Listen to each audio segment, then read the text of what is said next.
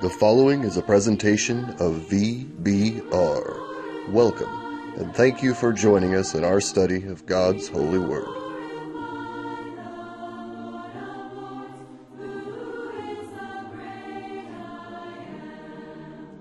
As we continue in the video Bible readings of the book of Acts, this is video number 50 in the series, and we will be beginning in Acts chapter 15 and verse 30 for this session.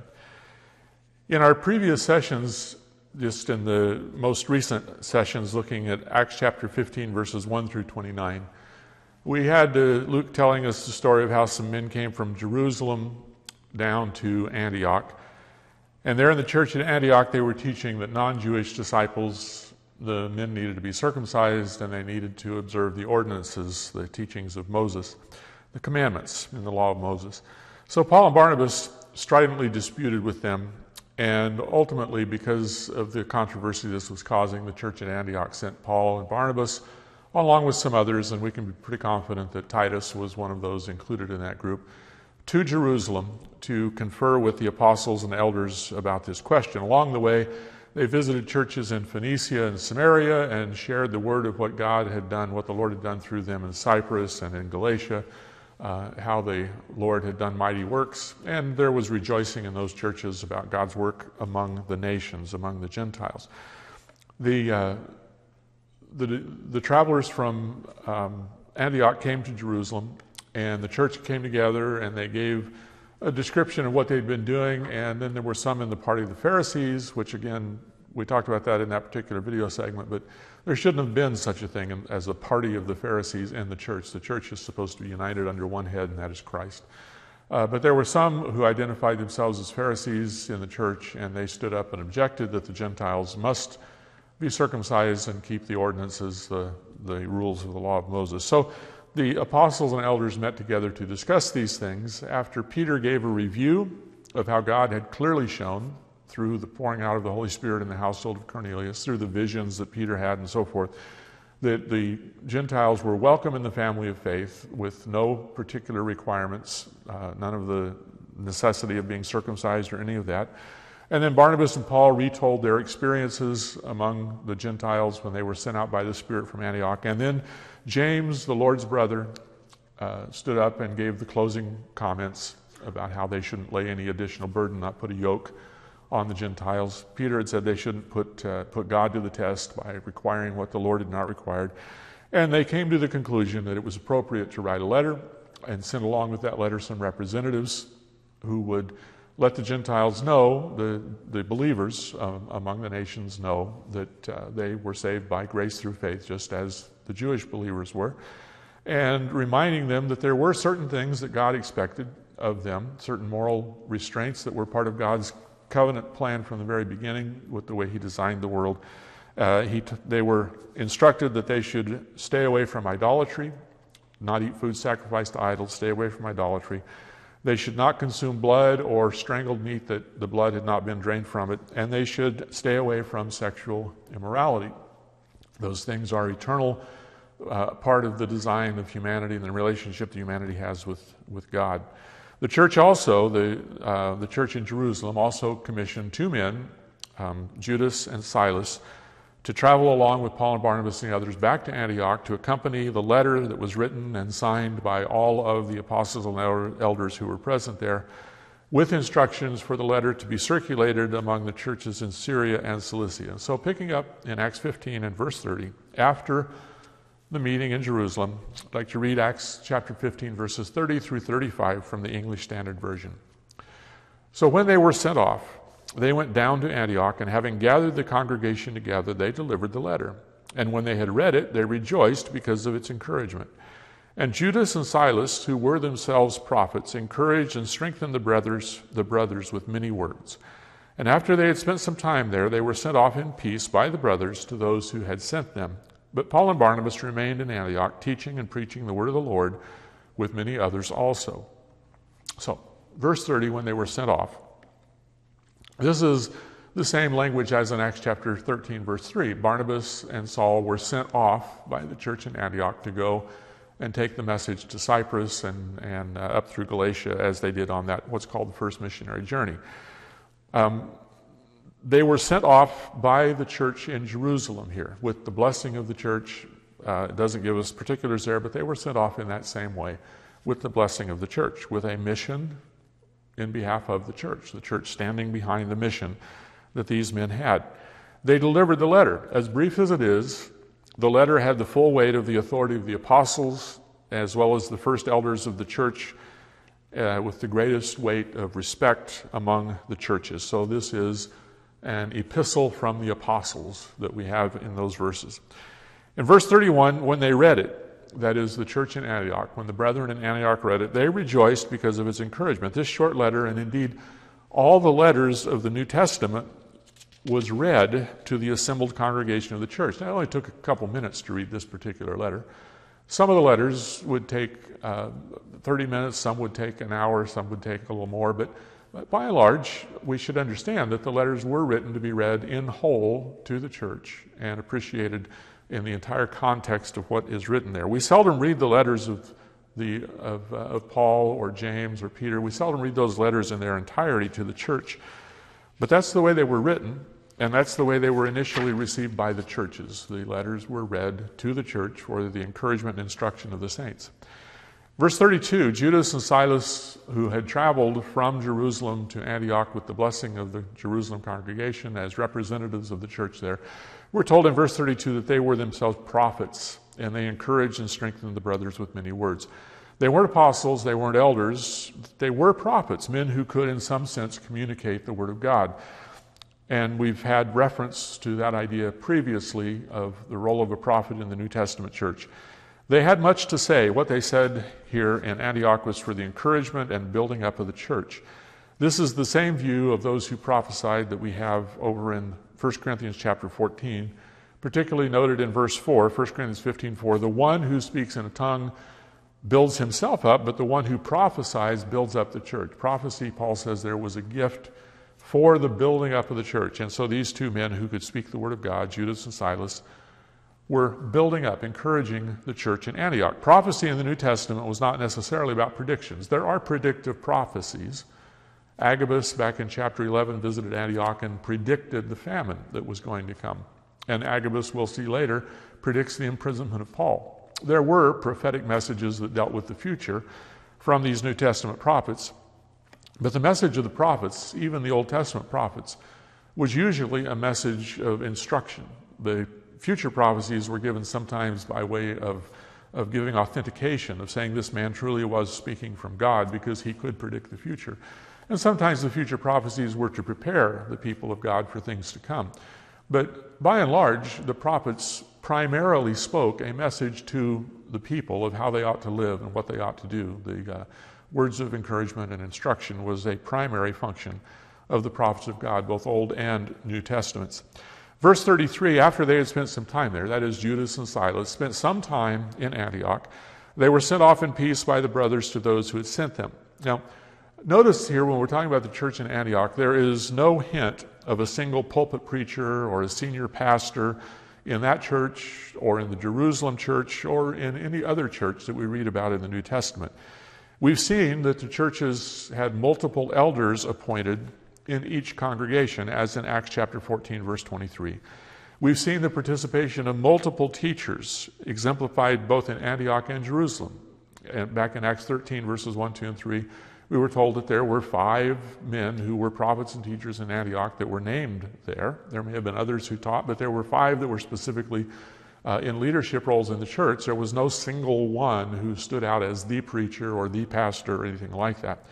So for a time, Judas and Silas in Antioch participated in the public and private teaching of the church. And then they went back to the church that had sent them out, just as Barnabas and Paul had returned to Antioch after their preaching tour. They went back to the ones who had sent them out. They were sent off in peace. Now, this had been the aim of the Jerusalem conference, to restore peace in the church, to keep peace in the church, to be in harmony with one another by being in harmony with the Spirit of God and the teaching of the Lord. This is Ephesians chapter 4, verses 1 through 6. Paul in Ephesians 4 wrote, I therefore, a prisoner of the Lord, urge you to walk in a manner worthy of the calling to which you have been called, with all humility and gentleness, with patience, bearing with one another in love, eager to maintain the unity of the Spirit in the bond of peace. There's one body and one Spirit, just as you were called in the one hope that belongs to your call. One Lord, one faith, one baptism, one God and Father of all, who is over all and through all and in all. And Paul there actually has several statements relating to the unity of the church in chapters 2, 3, and 4. And this idea there is one body and one head, and we're all called to maintain the unity of the Spirit in the bond of peace. That's what was happening with that conference that took place in Jerusalem, keeping the unity of the Spirit in the bond of peace. Here, back in Acts chapter 15, verse 35, Paul and Barnabas remained in Antioch. Judas and Silas went back to Jerusalem. Paul and Barnabas continued in Antioch for some time, teaching and preaching the word of the Lord with many others also. So, when Paul and Barnabas remained in Antioch, we don't know how long they were there, some while, we notice, again, the normal structure and function of the performance of the church, the operations of the church here. There was not a single preacher, there was not a senior pastor. I'm repeating myself, but the point is strongly made here with Luke's description of what was happening in Antioch, the norm of what was happening in Antioch. While they were there, both Paul and Barnabas participated in the teaching, which would be directed to the church, and the preaching, which was directed to evangelism, to bringing believers into the church. Back in Acts 13, we had 5 men named as prophets and teachers in the church in Antioch. Barnabas and Saul were 2 of the men who were named there among the preachers and the teachers and prophets in the church. So a few years have gone by, and we don't see fewer, we see more preachers and teachers in the church in Antioch.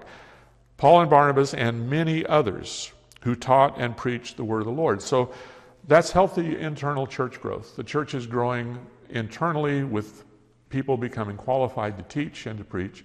It's growing externally by reaching out to the community and numerous people being involved in that outreach, in that evangelism, that sharing of the Word of God. What we see here is what is suggested in a backhanded way in Hebrews chapter 5, verses 11 through 14, where we have a criticism of reticent believers who kind of stop growing and stop taking additional responsibility. Hebrews chapter 5, verses 11 through 14. About this we have much to say, the writer of Hebrews tells us, but it's hard to explain. And he's been talking about the priesthood and Melchizedek, but it's hard to explain because you've become dull of hearing. For though by this time you ought to be teachers, you need someone to teach you again the basic principles of the oracles of God. You need milk, not solid food. For everyone who lives on milk is unskilled in the word of righteousness since he is a child. Clearly that's not desirable to need to be fed milk. You need to grow and become mature and put into practice. And that's what verse 14 in Hebrews 5 says, Hebrews 5:14. Solid food is for the mature, for those who have the powers of discernment trained by constant practice to distinguish good from evil. We're supposed to grow, become stronger. And in becoming stronger, the time comes when you ought to be teachers. And that was not a compliment when the writer of Hebrews said to those initial recipients of that letter, you need someone to teach you again the first principles. We're supposed to master those principles through practice, through living that life worthy that Paul mentioned in Ephesians 4:1. Live a life worthy. Learn to get along with each other. Learn to be kind and humble. Learn to be a teacher by mastering the concepts of the word of faith. And that's what's happening in the church in Antioch. So Paul and Barnabas and many others taught and preached the word of the Lord there. As noted in a previous Acts VBR lesson, whenever we see the English word preaching in the New Testament, it normally means to speak the good news of Jesus to people who don't know, to share the gospel with unbelievers, people who have not yet been saved. While teaching in the New Testament, particularly in Acts and the letters, generally refers to instructing the members of the congregation, people who have come to the Lord but are still learning and growing. Here in Acts chapter 15, verse 35, preaching again is that word euangelizo, the word from which we get evangelize, to tell the good news to people who haven't heard it.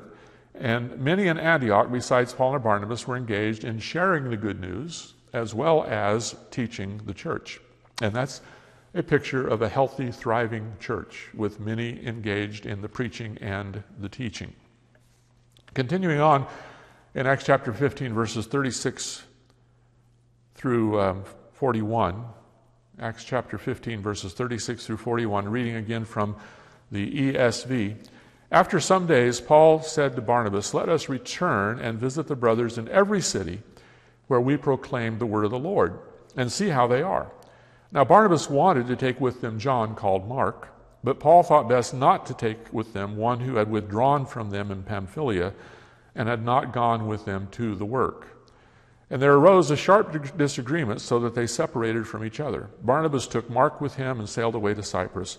But Paul chose Silas and departed, having been commended by the brothers to the grace of the Lord. And he went through Syria and Cilicia, strengthening the churches.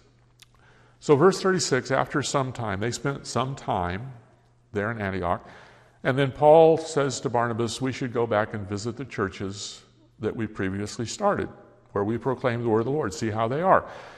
He had probably multiple reasons for that, one just being ordinary concern, and another being hearing rumors and stories of things that were going on in some of those churches, perhaps.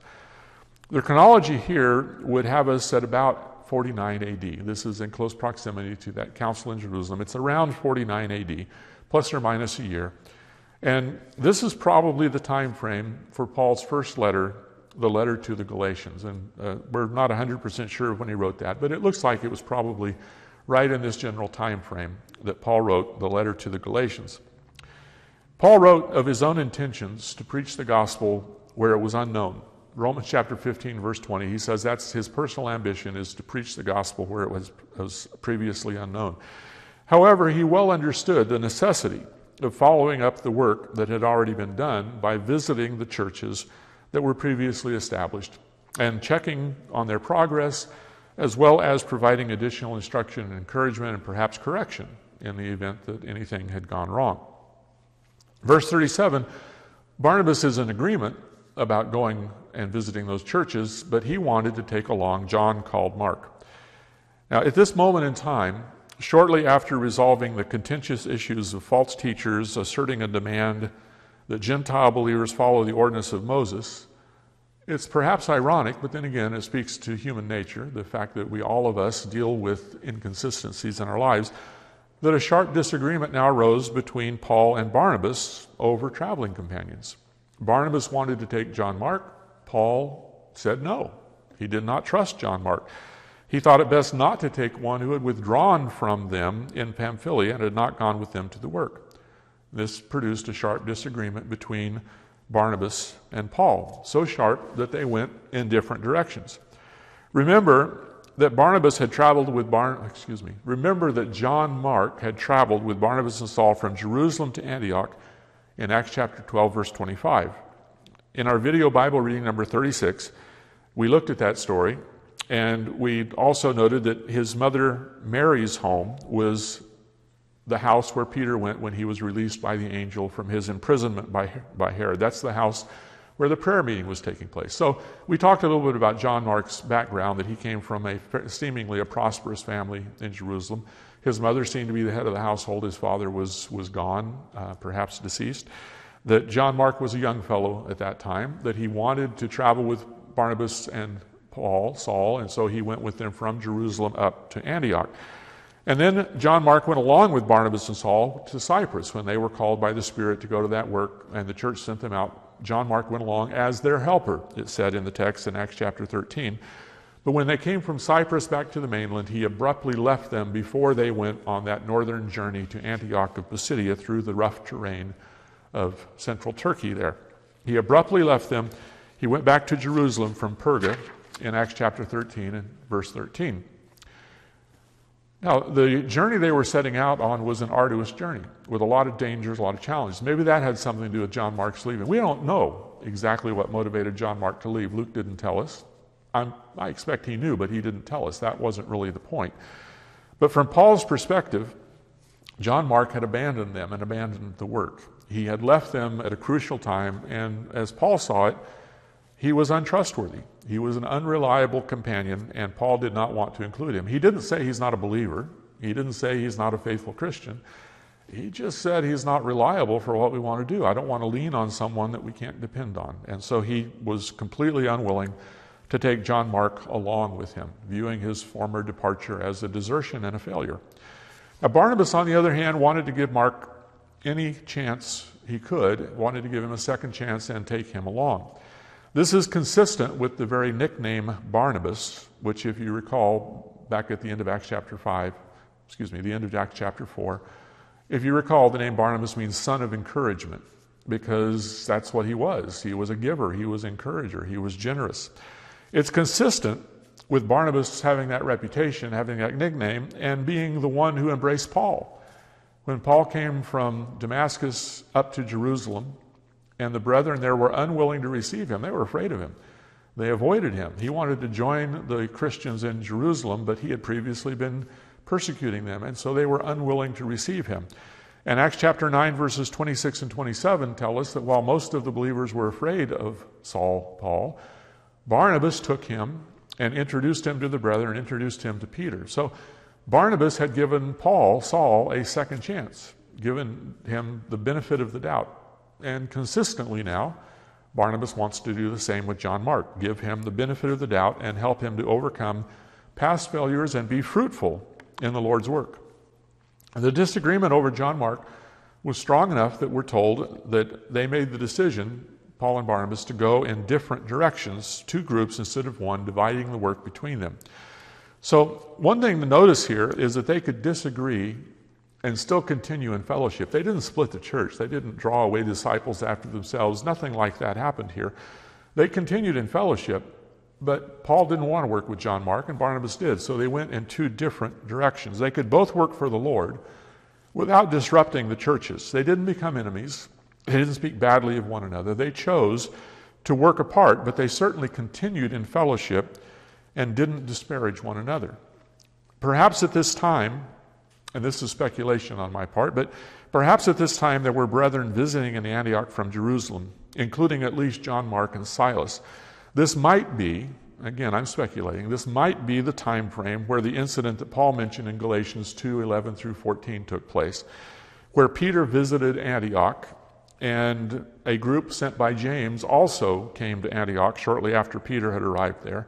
And there was a temporary disruption of the smooth harmony of the body with a show of some favoritism of Jew for Jew, a blunder of cliquishness that quickly was challenged by Paul calling Peter out on the carpet publicly. You can't be showing favoritism for Jew over Gentile. We don't live like Jews anymore, and so forth.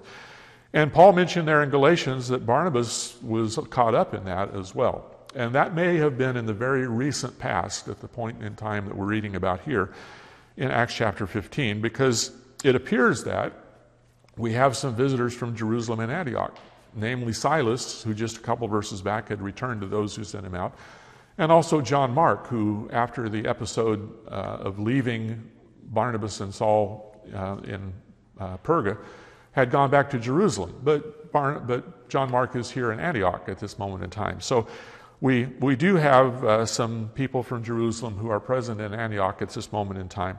And again, Paul did not speak ill of Barnabas in Galatians. He mentions that incident, but he's not in any way speaking. He says even Barnabas, because this was just remarkable that Barnabas would be caught up in a cliquish movement like that.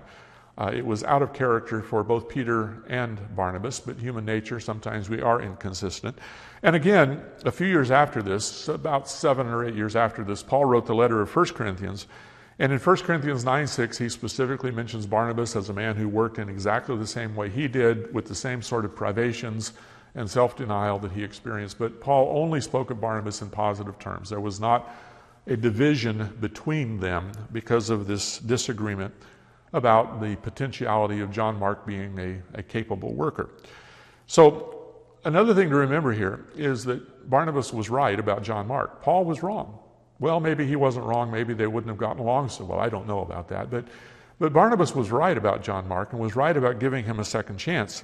In the years that followed, a dozen years after our current setting in Acts, Paul mentioned Mark in one of his prison epistles when he was in Rome, Colossians chapter 4, verse 10, and at the same time, the book of Philemon chapter 1, verse 24.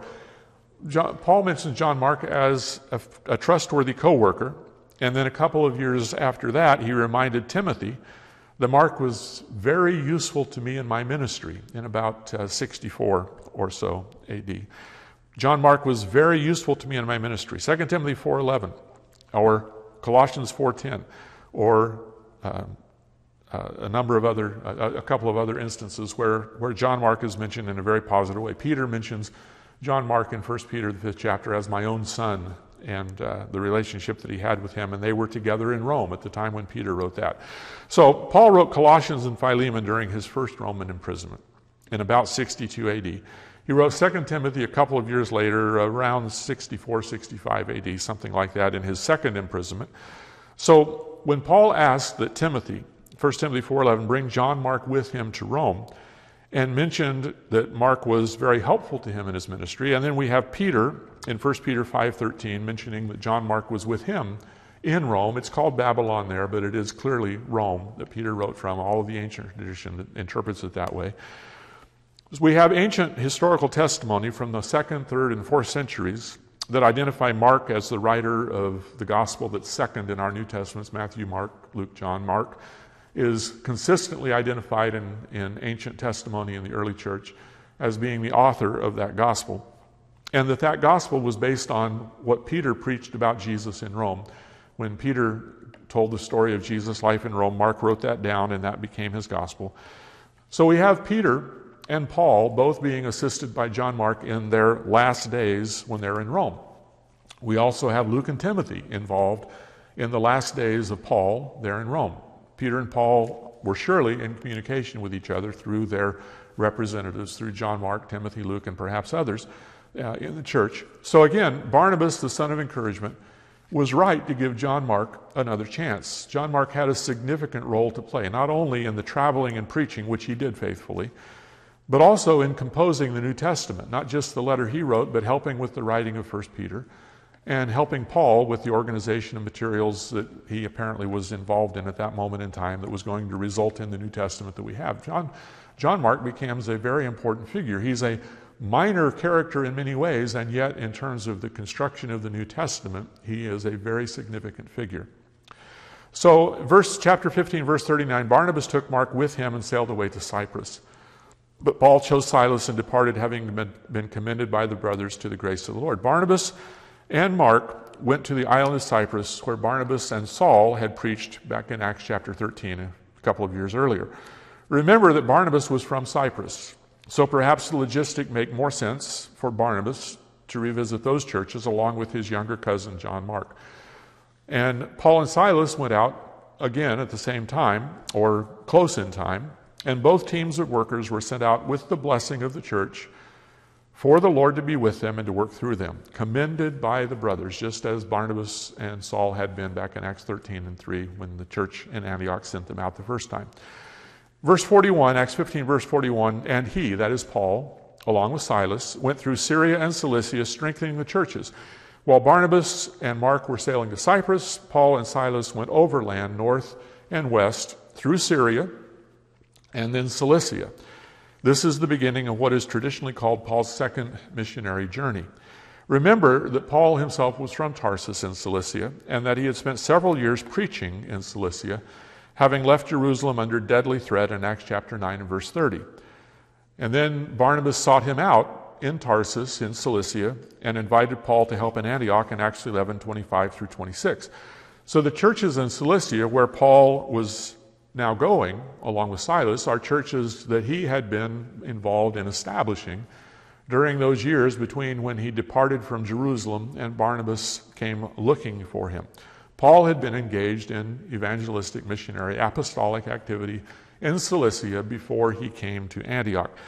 Remember, too, that the letter that was written by the apostles and elders in Jerusalem, previously here in Acts 15, verse 23, was specifically sent to the churches in Antioch and Syria and Cilicia. So Paul is visiting the very churches that letter was supposed to go to, that the brethren in Jerusalem knew about. We'll see a few verses down that Paul and Silas apparently took copies of that letter with them to circulate among the churches and to provide follow-up teaching, additional information. And of course, Silas was sent out by the church in Jerusalem previously to Antioch with that very purpose in mind, to bear witness to the contents of the letter and to give explanations as needed.